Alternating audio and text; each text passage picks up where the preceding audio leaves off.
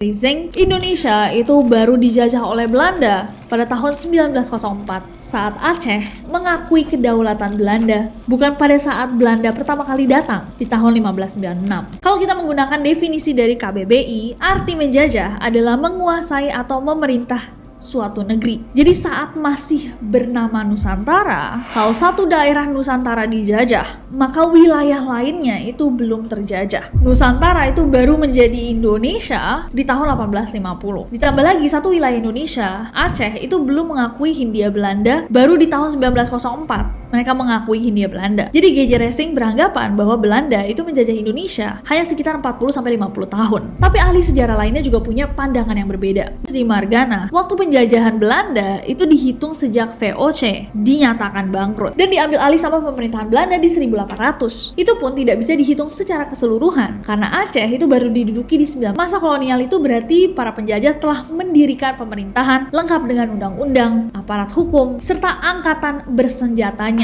Dan kalau kayak gitu berarti masa penjajahan terhadap negara Indonesia itu terjadi dari tahun 1800 sampai 1945 atau selama 142 tahun. 1800 sampai 1811 adalah masanya Perancis, 1811 sampai 1816 masanya Inggris, sedangkan Belanda sendiri dari 1816 sampai 1942 atau selama 126 tahun. Jadi narasi Indonesia dijajah selama 350 tahun yang dikatakan oleh Presiden Soekarno is up for debate. Boleh didebatkan. Bahkan aku sebenarnya mau tanya sama kalian guys, apa definisi kalian dari dijajah tersebut? Apakah penjajahan tersebut mulai ketika orang-orang asing datang ke Indonesia dan mulai memiliki kekuasaan dimanapun mereka berada, tetap dihitung bahwa negara kita mulai dijajah? Atau ketika sudah ada pemerintahannya kah? Aku yakin definisi semua orang bakal berbeda. Yang jelas Indonesia dijajah untuk waktu yang sangat lama kalau dibandingkan sama waktu kita merdeka. Jadi memang masih banyak banget hal yang pastinya akan terus dipelajari sama negara ini, tapi juga itu membutuhkan kita semua yang tidak melupakan sejarah, karena sejarah tersebut semua yang terjadi, semua tragedi, semua kemenangan itu terjadi untuk jadi pembelajaran generasi setelahnya, agar kita tahu apa yang sudah kita lalui tidak perlu terulang lagi, dan itu yang dibutuhkan negara kita agar bisa maju.